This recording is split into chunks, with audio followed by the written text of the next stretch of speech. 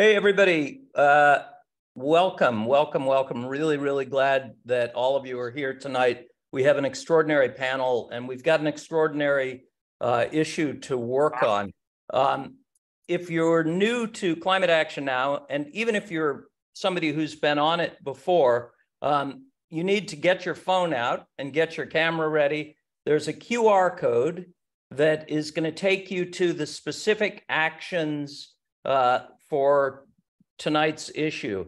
So while you get your phone out, I'll just tell you, Climate Action Now is a free app that allows users to take thousands of actions on the climate crisis, the environmental crisis. Every time you take an action, you get a bunch of points. Every time you get enough points, we plant a tree for you that's cared for by a subsistence farmer.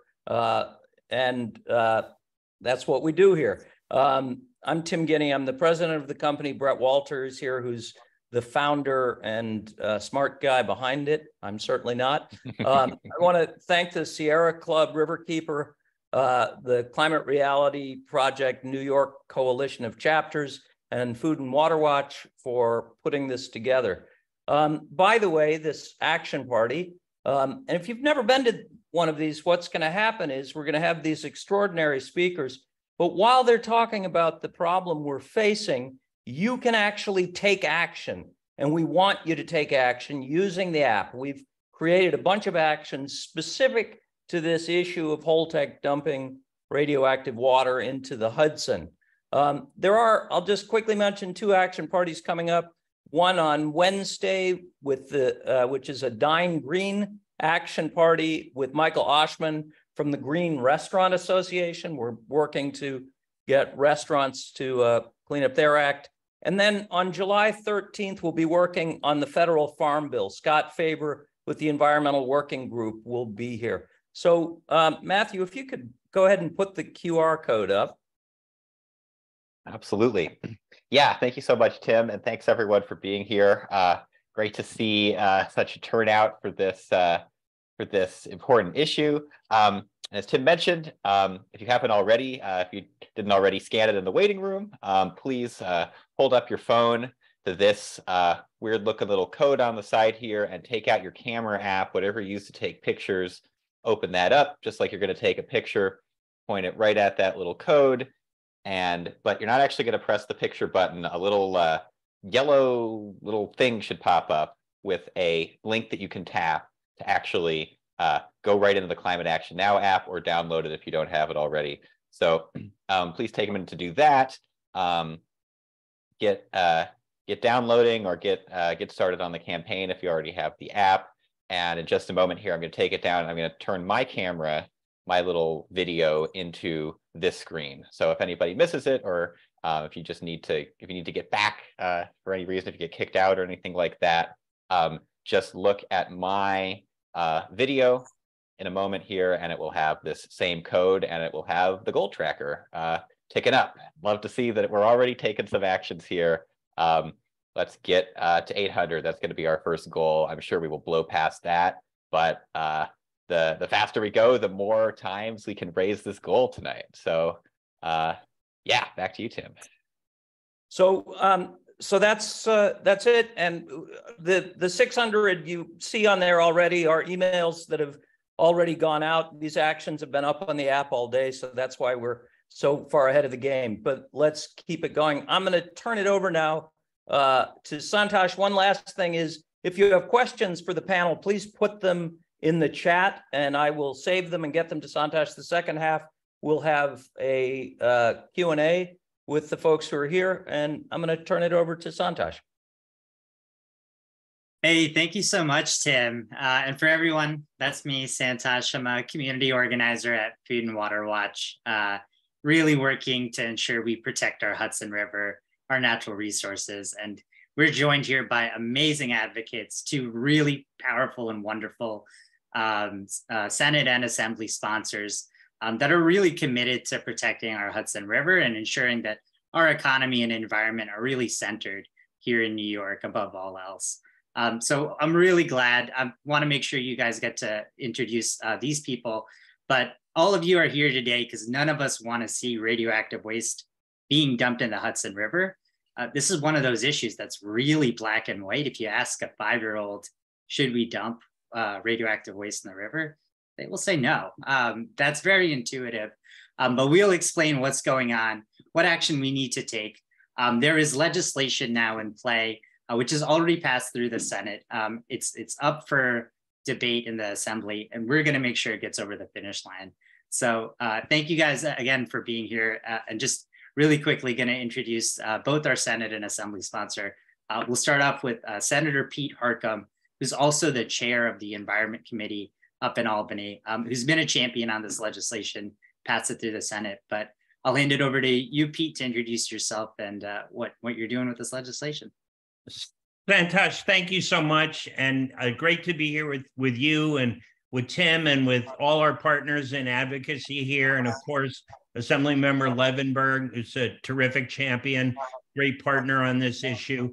I recognize a lot of faces on here, but I also see there some out-of-state folks here. So just very quickly, for the folks who might be new to this issue, we discovered through our decommissioning oversight board several months ago that Holtec, the company that's decommissioning Indian Point, was poised to release the water from the spent fuel pool, tritiated water from the spent fuel pool into the Hudson. And much to our chagrin, we learned that this was standard operating procedure for the last 5 decades at Indian Point, and is currently the standard operating procedure of nuclear power plants around the country. You know, we thought we had gotten past this industrial age practice of locating industry along waterways to dump waste because it was expedient, but apparently not. So we, with a large coalition, many of whom are on the screen here today, have been fighting this. And unfortunately, the NRC really controls radiological discharge, particularly when it comes to health and safety. However, through some smart work from Legislative Counsel, there is a Ninth Circuit decision in California that was upheld by the Supreme Court that allowed them to ban radiological dumping when it came to the economic well-being and vitality of a region. And so that's what Dana and I have done with this bill. It would ban radiological dumping from a decommissioning power plant in the lower Hudson Valley, very specific, to prevent economic harm and damage. Now, why is this important? This is not just an environmental issue. 33 municipalities have passed resolutions supporting this approach because they have invested so much of their revitalization because they're along the Hudson River. 5 county executives, everyone from the Hudson Valley congressional delegation, 2 U.S. senators. The support for this is incredibly broad. However, the NRC is not budging. They think this is honky-dory. So fortunately, we were able to pass this in the Senate, passed unanimously, actually. After a half-hour debate, the Republican who was debating me said, I'm going to vote for this. This is a good bill. So nothing passes in the Senate unanimously, and this passed in the Senate unanimously. So Dana is a true champion. She's pushing this hard in the Assembly. Unfortunately, we've had some last-minute hiccups. The company is trying to drive a wedge between us and organized labor. We all know it's a false choice between jobs and the environment. Of course, we can have both, and we work together. We're natural allies. So it's a bit of a shame that they're doing it, and that's why your advocacy is so important. So tonight, we're all here to support the Assembly bill and the work Dana's going to do tomorrow when she goes back to Albany. I couldn't be prouder to have her as a partner in this, and all of you for being on and being allies, and especially all of the advocates here today. So thank you so much, and thank you for all you're doing tonight to help get this passed. Thanks so much. Hey, Pete, before we go over to Assemblyperson Levenberg, I just want to say we have ground through our goal of sending 800 emails to the legislature. Let's knock the goal up to 1,000 and get there. Hey, do 1,200. We're like already at 1,000 almost. Yeah. First of all, thank you very much. What I used to say to my field director when they'd say how many calls they make in a night, I'd say, okay, tomorrow, double it. That's awesome. Thank you, Senator Harckham, for your great leadership on this and on a lot of stuff. We are going to work not only to protect the Hudson River, but ensure we get real climate leadership. And I'll move it over to Dana. Won't say much, but I've really enjoyed getting to know you and your team in this campaign and in this fight. I'm really lucky, really glad that we have some good leadership in Westchester, not just for the Hudson River, again, on climate at large. So appreciate everything you're doing from before to this final hour here now coming to the end of session. So I'll let you introduce yourself to everyone, Assemblywoman, and thank you again. Santosh, thank you so much. And thank you so much to Tim and Brett and the whole crew and Courtney for all the work that you've been doing. The advocates have been incredible. And I think, Senator Harckham has been an incredible leader and partner, and I'm so grateful to sort of be following in his very large footsteps throughout this process. But, we both sort of kind of took the bull by the horns when we heard what was happening. And more than anything, we didn't really feel that Holtec should be the one that was calling the shots. There's a $2 billion trust fund that this company has. And as Senator Harckham said, the discharge into the Hudson is certainly the most expedient way to continue the decommissioning of this power plant. And don't get us wrong, we want this power plant to be decommissioned. We want it to be done safely and thoughtfully and thoroughly. And we would like it to be done expeditiously if, in fact, it makes sense to do so. But when we come up to a point in time when it seems like we need to take a pause and think about how we move forward so that we don't use the Hudson River as a dumping ground for a brownfield cleanup, which is essentially what this is, then that's what we need to do. Whether ultimately, we don't think that this makes the most sense. They've been looking a lot at the same type of issue with Fukushima, and spent a lot of time looking at this. It's a lot larger of an amount of tritiated water that they have to get rid of in Japan. But there's no really great solution. I saw a couple of questions in the chat. So what are the other options? And there are other options. None of them are great. And just like, with drugs and disease and things that we know, we don't always have a ready answer for. It's worth it to take time. It's worth it to study the options and to see what we can come up with that's better. Human ingenuity is a great thing. And we know that if we all continue to work together, that we can get there. We are definitely up against this fight with organized labor. We're not fighting with organized labor, but we're fighting because Holtec has put organized labor up against this issue, and it isn't right. They shouldn't be doing that. They shouldn't be using their workers. They've said that there's plenty of work to be done for the next 12 to 15 years at the minimum. And we know that that's the case. We know that they're using people. We've gotten letters from people who worked at the plant for years saying, they're just using the folks there to drive this wedge so that they can, get the money into their pockets faster. And we're very concerned that that is going to lead us down a path that is not really the best for our region. So we know what we have to do is make sure that we protect the economy and all of the people who live, work, and play in the lower Hudson Valley, as well as, many, I don't know if many of you know, but there are 7 communities that do get their drinking water from the Hudson. While we don't believe that drinking water is threatened, we just don't feel that we should continue to use the Hudson River, our beautiful, beautiful natural resource and asset, as a dumping ground for radiological waste. That's the bottom line. So, they can show us the statistics, I guess, till they're blue in the face. It's not really going to change the minds, as I can't remember, Santosh, you're the one who said a 5-year-old would, sort of make this choice. It just doesn't seem right for us to be using the Hudson River as a dumping ground.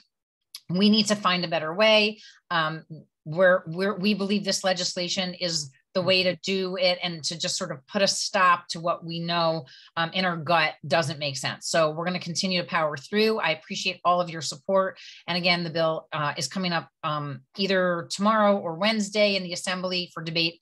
I haven't seen the agenda yet, so I'm hopeful that it'll be sooner rather than later, but we're all going to work together to get this over the finish line. And I so appreciate all of you and all of you. We're almost at the goal. We're so close, getting to the goal and helping us to get to that finish line. So thank you again. Solid. Thank you so much, Dana. Thank you so much, Pete. We have your backs. We're going to make sure this gets done tomorrow.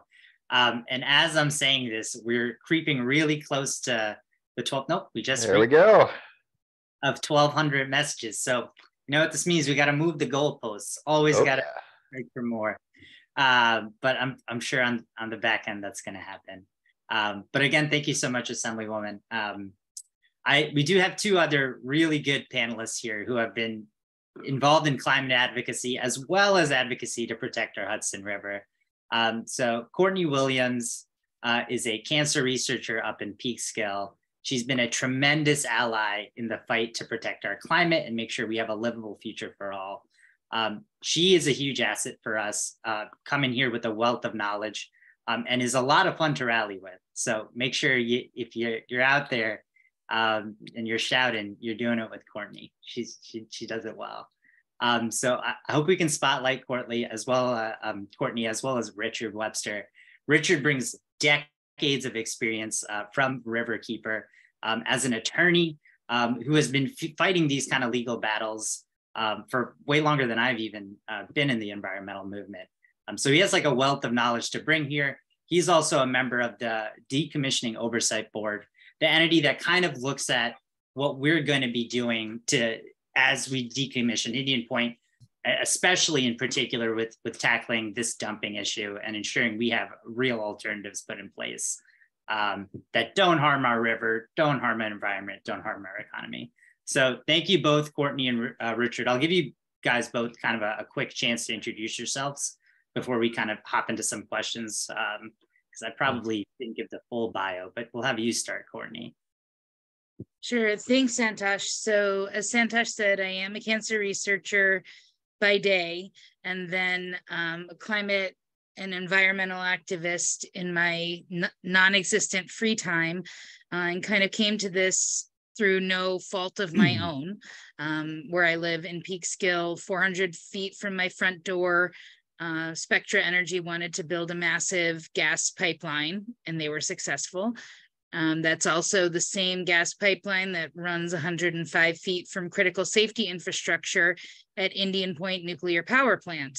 And that was signed off on by the Nuclear Regulatory Commission. And I think that tells you everything you need to know about the level of oversight that the NRC is providing to this process. They really, when I moved here, I thought, oh yeah, the NRC is looking out for us. And then as I got involved in the pipeline fight, I realized, like, holy cow, they're not paying any attention, or they're actively ignoring the problem. And I know in my lab how we have to treat tritium in order to protect our health and the health of the other researchers in the lab.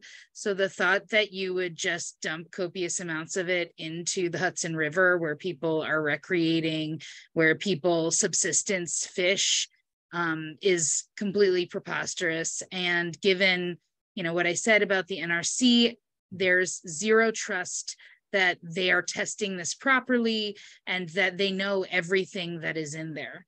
And, we just had a decommissioning oversight board meeting last week where, one of our councilmen, Jim Creighton, raised the question of PFAS, that forever chemical that we're hearing a lot about, which was found in another nuclear plant that Holtec is in the process of decommissioning.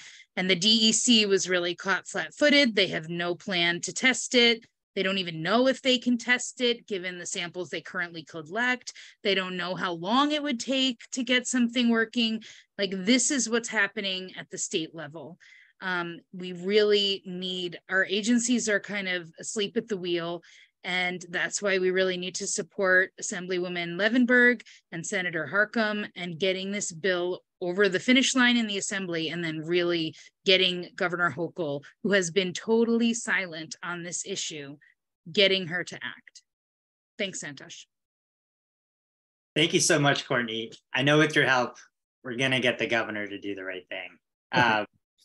But want to also turn this over, as we're getting close to our next goal, we gotta raise the goal a lot more. Maybe this is a little too easy. Maybe we should like 2000. But again, want to turn this over to Richard, who is an incredible attorney on this, has been involved in this fight for a very long time. And watching you work on the Decommissioning Oversight Board, you have a lot of patience. So I commend you on that. Believe me, I don't have, you can ask my kids, I don't have a lot of patience, but you know. You hide it, you know, it's been run through. So maybe that's what's going on. But I'll hand it over to you to a little bit of a bio and background. Thanks. So I come at this from, I used to be a scientist once upon a time. I actually have a first degree in physics, and I was actually an environmental scientist for about 10 years. Then I moved to America, and my initial thought was, after a couple of years, rational thought will not change America, right? So having concluded that America and science wasn't closely connected, I figured, well, how hard can it be to become a lawyer, right? So then I went to law school, and turned out wasn't, you know, if you've done a first degree in physics, it's like physics is hard. Law is like a bunch of stuff that people made up that you have to learn, right? So it's really not that hard. So then I was working, you know, I was working actually at a law clinic about a few years ago, probably, I'm just trying to remember how, maybe 15, maybe 20 years ago, I was working at a law clinic in New Jersey. And somebody called me about Oyster Creek nuclear power plant, which at that time was coming up for relicensing. And they basically told me that what had happened is the containment had decayed to less than half the thickness that it used to be, but the NRC and the licensee had concluded that there was no need for any more monitoring because everything was fine, right? So I was like, well, that's insane. Like, like you're going to operate for 20 years with no more monitoring. And they were like, no, but you don't understand, Richard. The NRC is totally in the pocket of the industry. You know, they do anything the industry wants. And I'm like, this can't be true. Like, this issue is crazy. Then I had a look and had a look at how many people had hearings on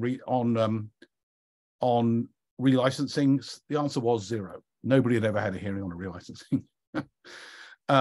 But by hook or by crook, we managed to get a hearing on the relicensing, and actually we did make some progress on that issue. And we also made progress on the cooling water issue at Oyster Creek, and ultimately the plant closed. So it was kind of miraculous. And it really showed me that if you have your science right, and you're tenacious, and you know, when people tell you this is impossible, you don't believe them, you can get results, right? But it's not easy by any means, because the regulatory scheme for nuclear power is precisely designed to be as favorable as possible for nuclear power interests. So it's designed, the Atomic Energy Act is really designed to promote nuclear power. And it does that. One of the ways it does that, one of the many ways, I mean, there's a number of ways it does that, but one of the many ways it does that is through this thing called preemption, right? Where the states are not allowed to make any laws at all about nuclear safety.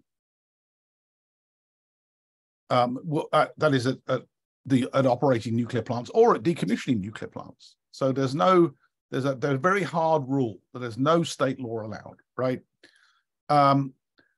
And also the NRC managed to get the Clean Water Act, as we talked about before we started this panel. The Clean Water Act, the NRC managed to get it interpreted so that actually it didn't cover radionuclides. Only the NRC covers radionuclides from active nuclear power plants and from decommissioning nuclear power plants. So, you know, I used to say it was kind of like playing soccer on a field where they tilted the field at 45-degree angles, right? So, you know, if you're the public, you have to like run up the 45-degree angle. If you're the industry, you kick down the hill. So as a result of this, you know, I got involved in the Indian Point fight a while back, actually initially for Clearwater, and did a contention on the environmental justice actually on the relicensing there. And we actually won that contention at the initial trial hearing. So that was pretty rare and quite gratifying. But ultimately, you know, I concluded that the NRC was not the place to go if you want to get change. And so concluded that we needed to use the power of the state and maximize the power of the state. And actually, I felt like the power of the state was bigger than people thought. And so on this Holtec deal, we managed to get the state to first exercise jurisdiction over the license transfer, and then to agree what's called the joint proposal, which is a document which lists a whole bunch of things which are all generally good things. But we didn't include everything. It's a deal. First of all, it's a compromise. And second of all, we simply didn't think of everything, right, when we negotiated this deal. So I think it's a pretty good deal, but it certainly isn't, it certainly it's certainly not perfect, right? So there are some things it doesn't cover. And among the many things it doesn't cover is tritium discharge, right? So Holtec will tell you it agrees to continue the tritium discharge. I don't think that's true. It just didn't cover it at all. So how can we regulate tritium discharge? The problem we have is from a point of view of the Clean Water Act, the executive at the state doesn't have an easy handle there, right? Because radioactivity isn't regulated by the Clean Water Act. The executive at the DEC and the and Department of Health and DPS and so forth could possibly do something regulating a substance called boron, which is in the cooling water, but they don't like to do that because they already have regulated boron to some extent. It's kind of hard for them to bump it up. So the state agencies have been completely unwilling to move on this. So happily, we have two great legislators, of which one is still in the room, who did decide to move on this. And so this is really our best hope to get some action on this, is to pass this bill and then to get Governor Hochul to sign it. And then, I mean, full disclosure, we'll probably have a court battle with Holtec, but at least it's a battle where we have some cards to play, right? Rather than them just going ahead and saying, well, it's authorized, so we'll go ahead. Right. So what are the alternatives? Quick one, I put a couple of questions. What are the alternatives? We've advocated 12 years of on-site storage. 12 years is the half-life of the tritium, so that would at minimum halve the activity that would be discharged. And actually, if we can find alternative methods of disposal in the interim, probably the most viable of which I think is concentration through a weight separation method, then we would be able to end up not discharging this tritium to the river. So that's the alternative we proposed. There's been lots of discussion about it, and it's certainly possible, right? It's certainly possible. It's certainly not going to drain the Decommissioning Trust Fund. We know from the Decommissioning Oversight Board the other night that it's not actually on what they call the critical path, so it won't actually delay the end of the job. So there are many things that but it will cost money, and it does require quite a bit of work, and they have to permit it and all this kind of thing. So it's certainly not simple. Okay, what is in the water? So this is tritiated water, right? So this is H2O. There's two hydrogens. In tritium, one of those hydrogens has 2 extra neutrons in the nucleus. Generally, the nucleus of hydrogen is just a proton, but when you have tritiated water, you have 2 extra neutrons in one of the hydrogen atoms that's connected to the oxygen, and so it's slightly heavier. Let's see, any other questions I didn't cover, Santos? Well, we can hop into some more questions. You answered you without us. So appreciate it. All right, let me stop there and But so I'm going to jump back in for just a sec. If you could spotlight me, Matthew. So we blew through 1700s. Our new goal is 1850, which is probably going to happen while I'm talking. So there it goes. So let's see, this is you guys. This is the power of you doing this. I cannot thank you enough. If you've just joined, the way this works is you're not only hearing a bunch of depressing lectures, you also have the opportunity to take action, and we want you to take action. And that's why all these folks have gathered here tonight. So if you're new, or if you have the app and don't know how to get on to this thing, why don't you, Matthew, if you could just maybe highlight the QR code.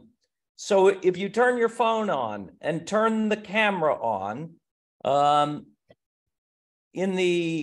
now in the upper left-hand corner, there's an odd looking little square. If you point your camera at that square, a link will appear on the camera. Touch that link. It will take you into the app to take you to the actions. There are 205 actions every user can take who's on this call to get this thing over the finish line. So we're about to blow through 2,000, which is you people doing that.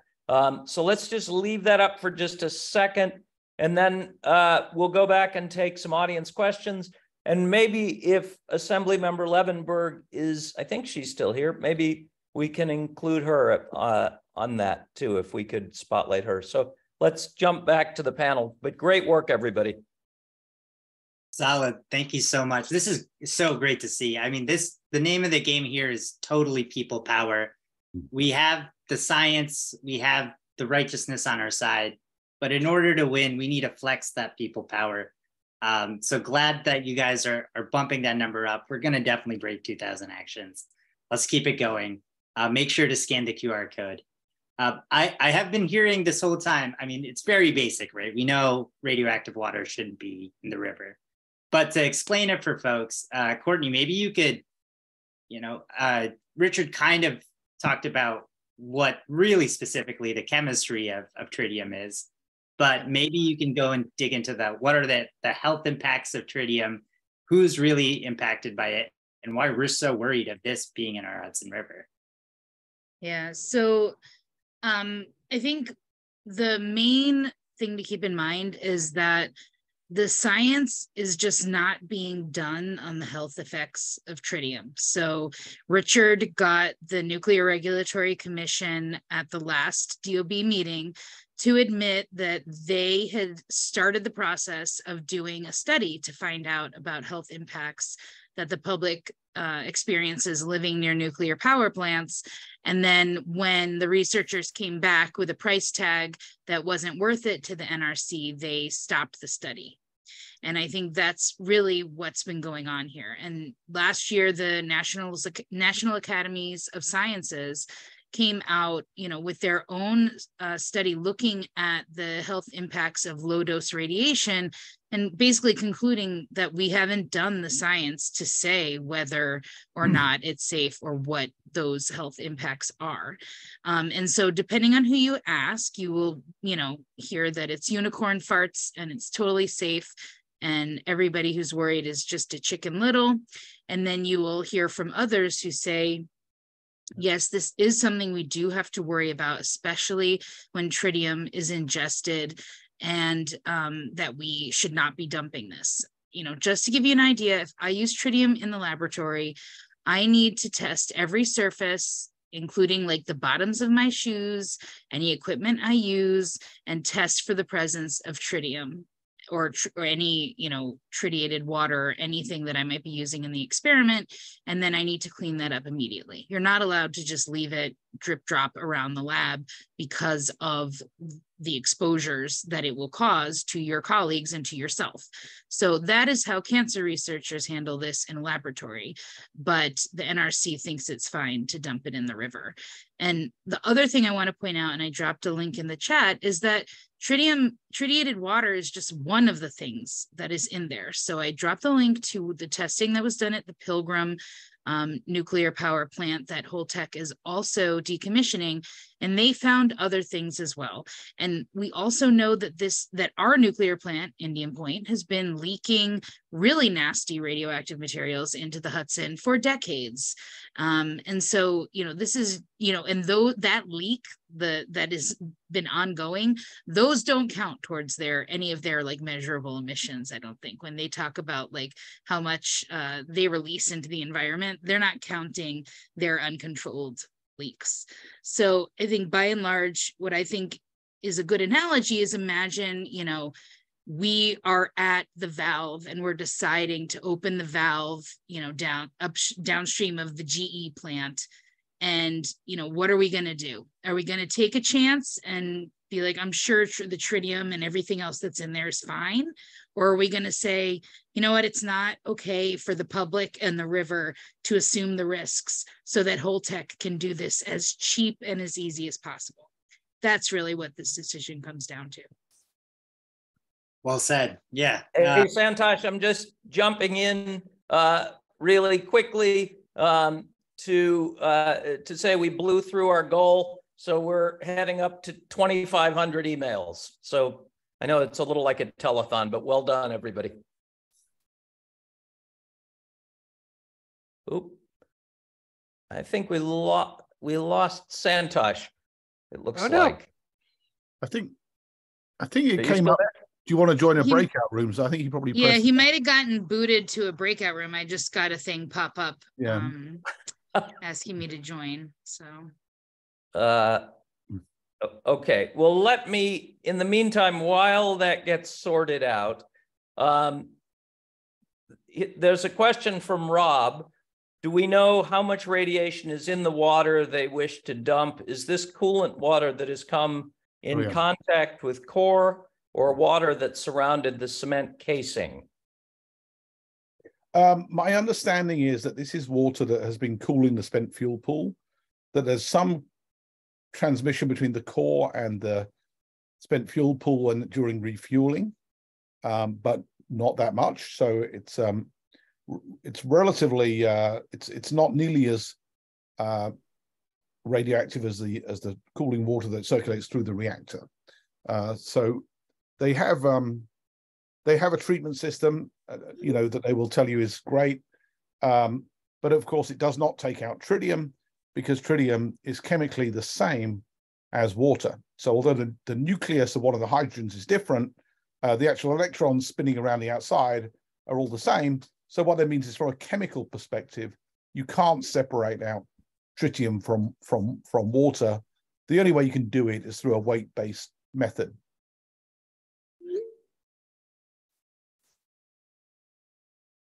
And somebody else asked another question actually about the agreement state, which I can pick up. So agreement states are states which are authorized to regulate basically low-level nuclear sources and waste. New York is an agreement state, but no agreement state is authorized to regulate either a nuclear power plant or a decommissioning nuclear power plant. Thanks for clarifying that.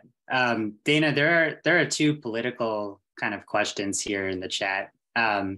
So one here, do we expect, this is from Jonathan, do we expect to be able to gain any Republican support for this bill in the Assembly?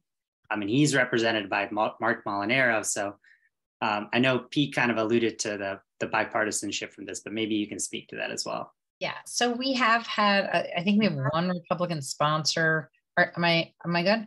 We have one Republican sponsor and my colleague from just next door, and that's AJ Bepan, and he's an assembly member. And then we also have Matt Slater, who said he will vote to support the bill and has been trying to help get it, I guess, off of the debate list. We've heard that there are a couple of particular members who like to talk about energy, and they're, just in general pro-nuclear, so they're going to be wanting to talk about that. I don't know if we're going to get that same unanimous support for the bill, but I do think that we'll get some Republican support at the least. And again, I think that they're kind of running scared of the threats from organized labor, which none of us are happy about. But again, I think some of us see through the politics of this, just having been working on this so closely.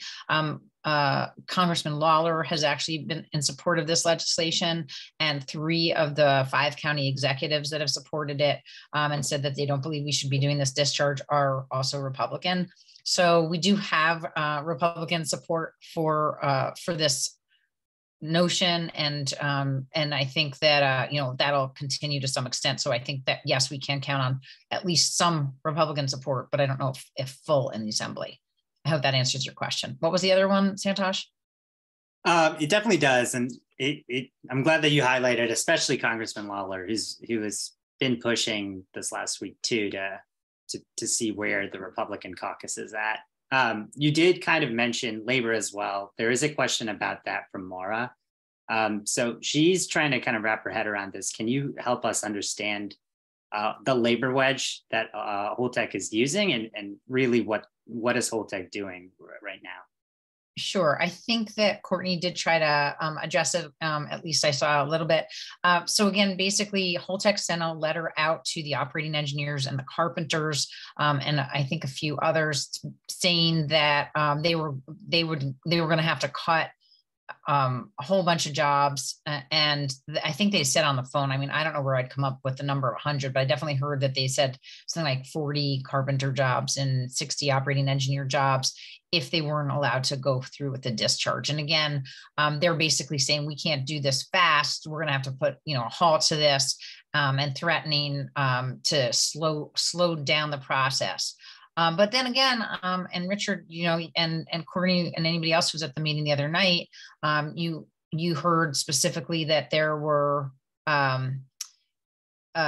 there's plenty of work for all of these. And we had a meeting with Holtec last week, Senator Harckham and I, as well as one of the representatives from the town of Cortland, which is where the plant is. And they said there's plenty of work, that they've been finding jobs for others. And not all of these are Holtec specific jobs that they outsource to some of these other companies who have work in lots of different places. There's plenty of work in Westchester County. We heard that they're having job fairs for all of these types of positions. So it's not like there's a shortage. They also said they've had to bring back people out of retirement to fill some of these positions. So, in our opinion, they're kind of talking out of two sides here.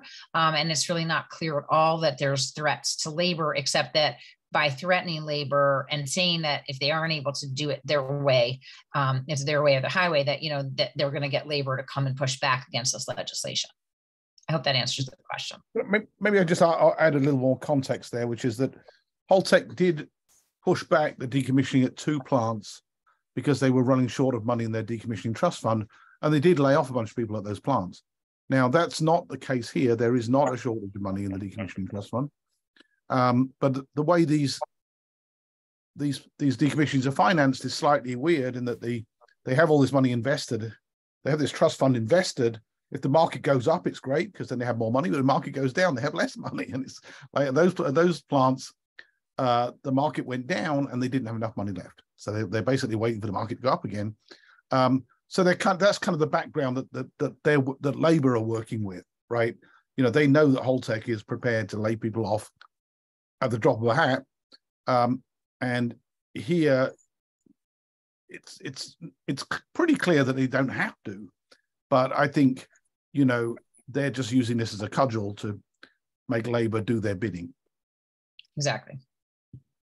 That's messed up. And it sounds like they're holding jobs hostage to try and dump waste in the river.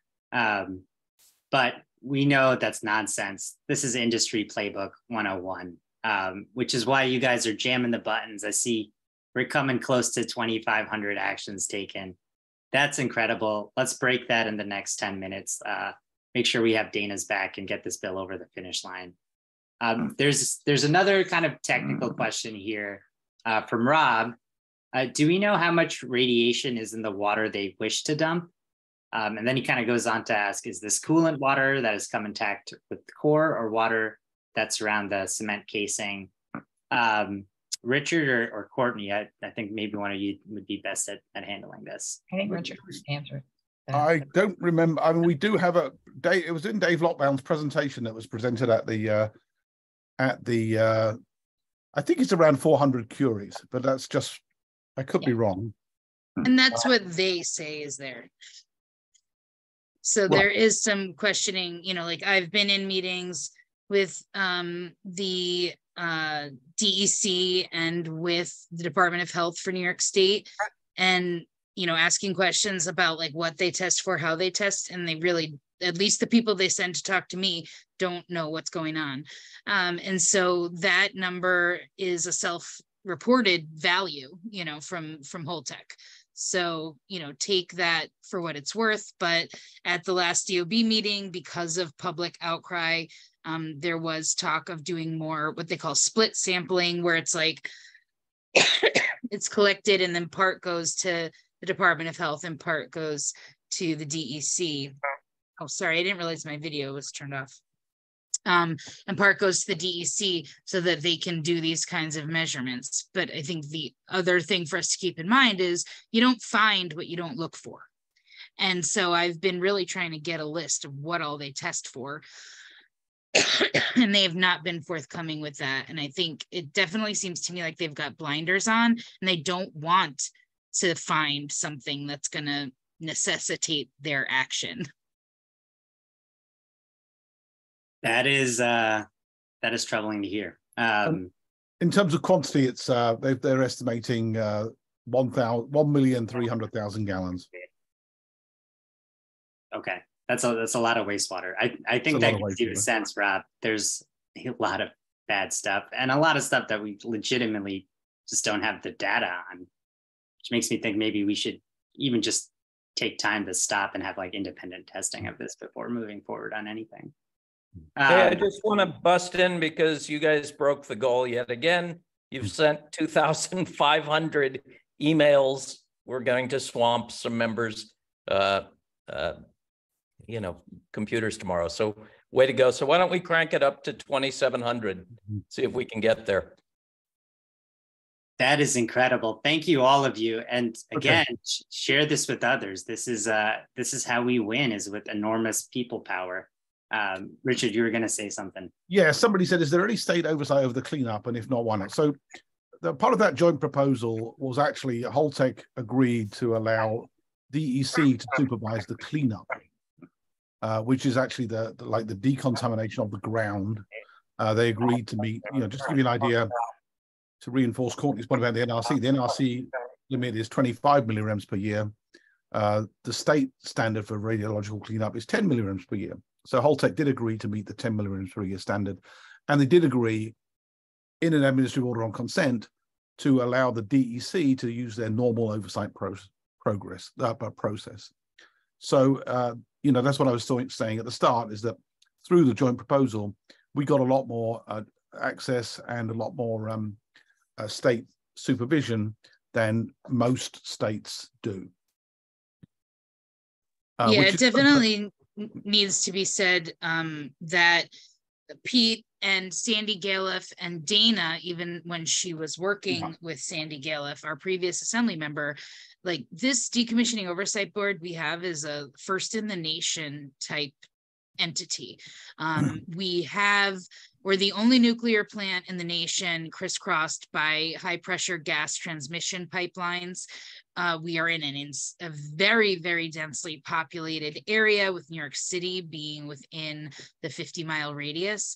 And through years and years of work by activists and our electeds, we got this decommissioning oversight board created to try and coordinate the alphabet soup of agencies that are to have a hand in this. So DEC, EPA, NRC, DPS, DOH, on and on and on, including PHMSA, which is the Pipeline and Hazardous Materials Safety Administration, because underneath all of this power plant that they're going to demolish are 3 high pressure gas transmission pipelines.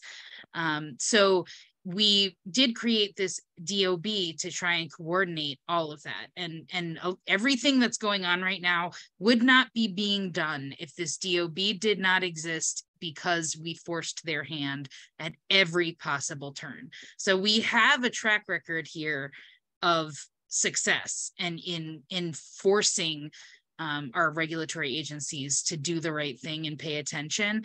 And, we're going to keep putting that public pressure on and continuing to make sure we get that level of oversight. Yeah, maybe I can just reinforce that point, Courtney, which is the plant wouldn't have closed without a very large public support for closure. Andrew Cuomo was not anti-nuclear. He subsidized 2 upstate nukes, and gave, basically was in the mode of give the people what they want, which is get the plant to close. So the plant closed because of people pressure. We got the DOB because of people pressure and because we have great legislators. And so, we keep kind of drawing from the same playbook, right? Which is mobilize the people, have our legislators go to bat for us and support them in every which way we can. And that's kind of what we're doing today. And we're hoping that we'll get equally good results. Whoa, Tim, we broke 2,700, man. That's a lot of emails. I think we still have 10 minutes left. Move the goalpost one more time. Oh man, 3,000? That might be a record. Might be an action party record if we get 3,000. Let's do it. Pretty crazy. So crazy. 10 minutes left to do this. 2 more kind of big questions I see here in the chat. So one from Judy. She's saying Holtec has Pilgrim in Massachusetts. What other power plants, if there are any in New York State, are they decommissioning? And maybe you guys, if not in New York State, can you talk about what other projects Holtec has kind of in a similar position? Okay, so they're doing, on decommissioning, they're also doing Oyster Creek in New Jersey. And just to give a bit of background on Holtec, they started really as a spent fuel management company. And they were doing the spent fuel management at Indian Point while Entergy was actually operating. You know, they were a contractor basically. And they've done spent fuel management at quite a lot of nuclear sites around the world. That's right. And then they basically formed this entity, Holtec Decommissioning International, to try to capture some of this decommissioning market. Without any experience. They were claiming at that time they had experience through somebody they were in joint venture with, which was somebody called Lavalin, who had the great record of having bribed Colonel Gaddafi's son. So then when they came out of that joint venture, they basically ended up with no experience. Actually, at Vermont Yankee, Vermont Yankee, I think, is being done by North Star, which is another entity. But basically, decommissioning, you know, it's been done quite a few times, but it's always tricky. And Holtec has brought a few things to the table, which may or may not be good things. Time will tell, right? They're always pushing the limit on spent fuel management, trying to get the fuel out faster and into casks faster. And you know, time will tell if those casks are really good. I mean, we have to really be careful to monitor. Yeah, they're over time. Richard, like, it might be worth mentioning so this decommissioning trust fund exists. It's money ratepayers have been paying into during the lifetime of the plant, and it's set aside to do the decommissioning. And the money that Holtec spends, while we have an unprecedented level of oversight and into their books because of that agreement, the joint agreement that Richard has mentioned before, it is not subject to the same kinds of rules that like a public entity would be, like your municipality, in terms of bids and things like that. So Holtec takes that decommissioning trust fund and pays themselves to buy casks to store the spent fuel. And, you know, like, they're basically, you know, funneling all the money to themselves as much as possible.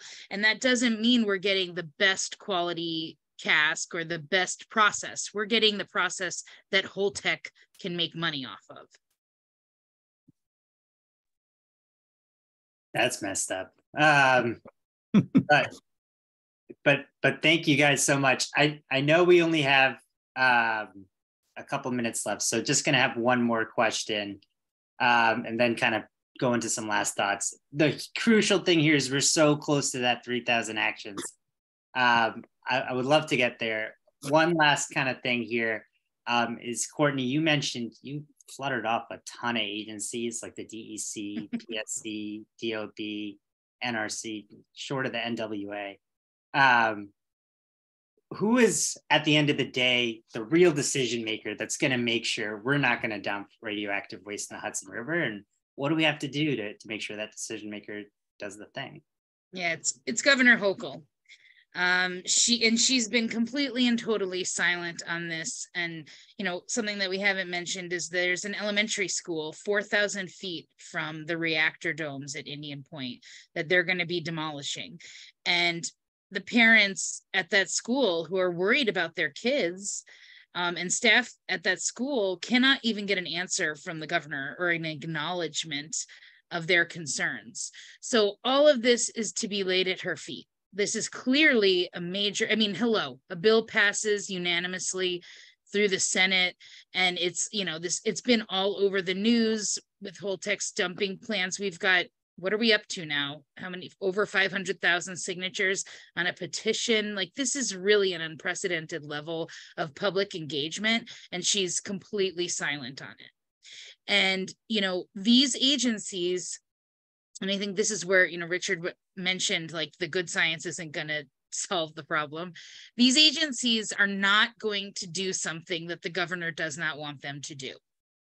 So they could be running interference for her because she has told them not to do anything, or maybe she's just not instructing them to do something and they don't want to take on this controversial process.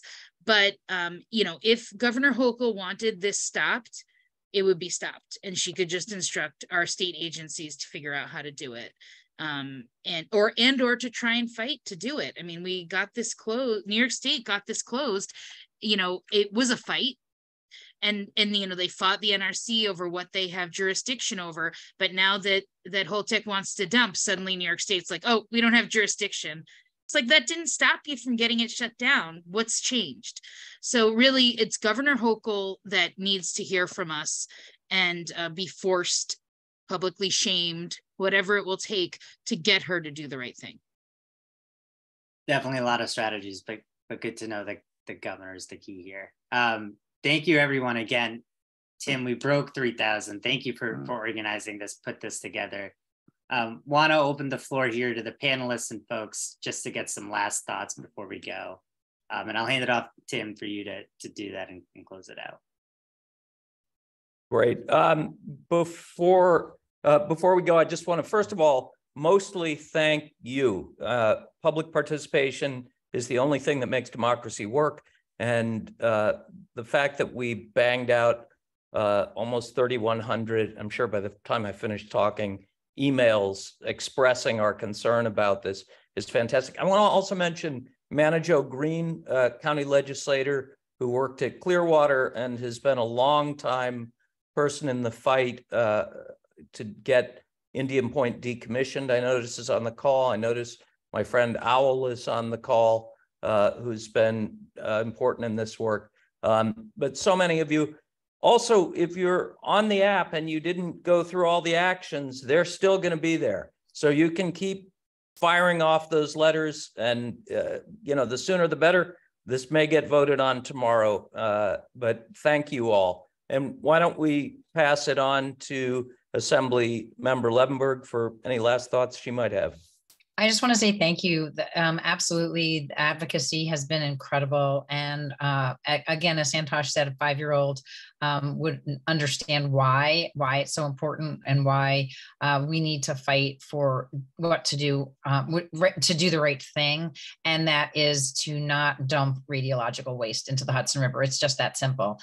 So we need to keep working, and appreciate so much the 3,100 plus emails that have gone out, and all of you for your participation to get us to this point. And I know that we're gonna not have an easy debate ahead, but hopefully, again, all of my colleagues will do the right thing, and I anticipate that they will. And we did have a little bit of a stakeholder meeting over the weekend, just to bring, or maybe it was even Friday, to bring my colleagues up to speed on all the letters that they were receiving from labor. And your letters are going to continue to help get over that finish line. So again, thank you so much to Climate Action Now and to all of the other advocacy groups for all of that you've done to get us here. And also for Courtney's family and mine. Courtney, you want to throw any last thoughts in? Just my gratitude. You know, I live 1 mile from, maybe less, from the plant, less than that from the river. Raising 2 kids in this area. My kids went to the elementary school that's right next door to this nuclear plant, right next to the gas pipeline. You know, there are environmental justice communities up and down the river, including mine of Peekskill. And it is okay for us to just say it is morally wrong to put these communities at risk. And we don't need to have a conclusive study to say so. We can just draw this line in the sand and say we are sick of sacrificing our planet, our environment, our river, and our people so that corporations can make money. And I know I'm trying not to drop an F-bomb, but F them. They can spend their, they can cut their profits, and, you know, the CEO and founder of Holtec can have one less multi-million-dollar car to crash, because like the man literally has a car worth $3 million. He can sell that and keep my community safe, and I'll sleep well.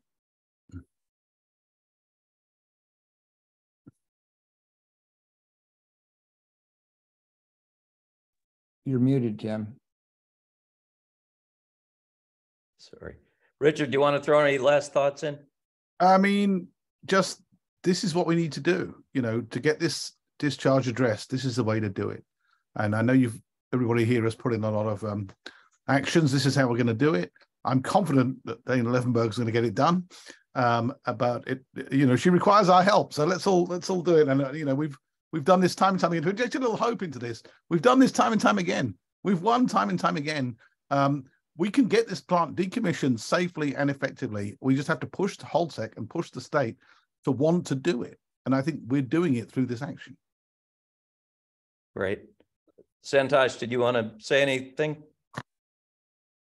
Just keep on sending emails, guys. Keep on calling. It's one more day of it, but it's worth it. If you've already done it 3 or 4 times, you can find someone that hasn't done it 3 or 4 times and have them do it. It makes a huge difference. And it's very empowering to know that you beat a multi-billion-dollar company with its tentacles all over the planet. They have plans to ruin places even outside the country. But we are going to win. It is going to be because of our tremendous leadership up in Albany. Thank you, Dana. Thank you to Pete as well. And we are going to make sure that people power prevails the day. So thank you, everybody, so very, very much. The joy of the day is being with people who care and who work for what they believe in. So I thank you so much and hope to see you again next time.